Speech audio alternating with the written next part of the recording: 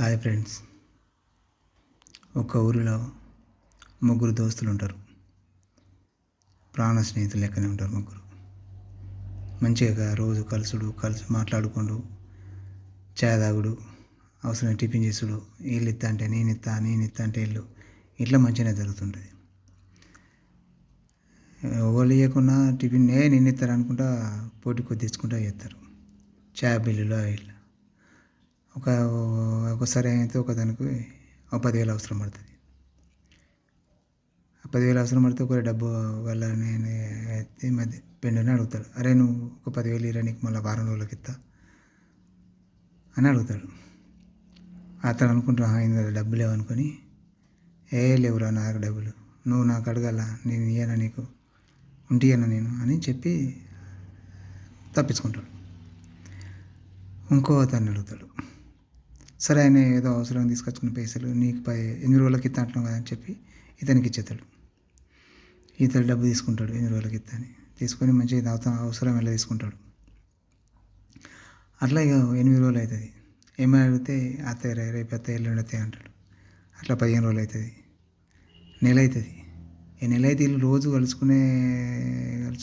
కలుసుడు బంద్ అవుతుంది. ఇక వీడు పోతే బయలు అడుగుతాడని చెప్పి ఇక దూరం తిరుగుడు పెట్టి ఈ మొదలు పైసలు ఇవ్వని వాళ్ళకే కలుసుడు. ఆడు ఊకే 10,000 అడుగుతుండ్రు అంటే అయ్యో దింకపోతావా అని మళ్ళీ ఇతడు అవసరానికి ఇవ్వలే కానీ అతనికి సపోర్ట్ మాట్లాడతాడు.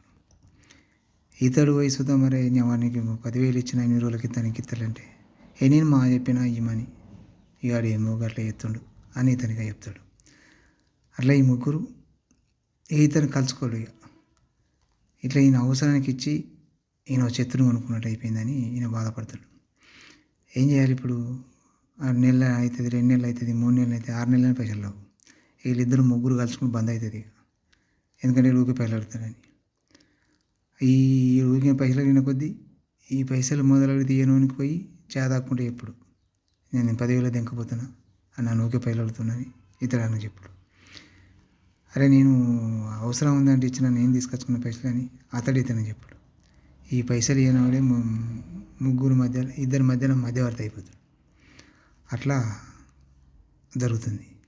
అయితే ఎవరే కానీ పైసలు అవసరానికి ఇచ్చిన వాళ్ళు మనం కలవాలి, కలిసి మాట్లాడాలి. నీకు 10,000 లేవు, 5,000 ఉన్నాయి, 2,000 ఉన్నాయి, అట్లా తిరిగి ఇచ్చేయాలి.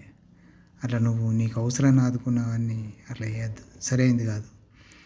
ఎందుకంటే ఇతడు ఇయ్యనోడే మిత్రుడు అయిపోయిండు, పైసలు ఇచ్చినోడే చిత్తుడు అయిపోయిండు. ఇలా మంచిది కాదు. కానీ ఎవరే కానీ పైసలు ఆదుకున్న వాళ్ళని ఇవ్వాలి, కలవాలి, మాట్లాడాలి. తను మాట్లాడకపోయినా ఇతనే పోయి మాట్లాడాలి. ఎందుకంటే నీ అవసరానికి పైసలు ఇచ్చిండు, అది నువ్వు బాగా గుర్తుంచుకోవాలి. ఎందుకంటే మీరు స్నేహితులై ఉండి నువ్వు ఇట్లా చేసుడు సరైనది కాదు.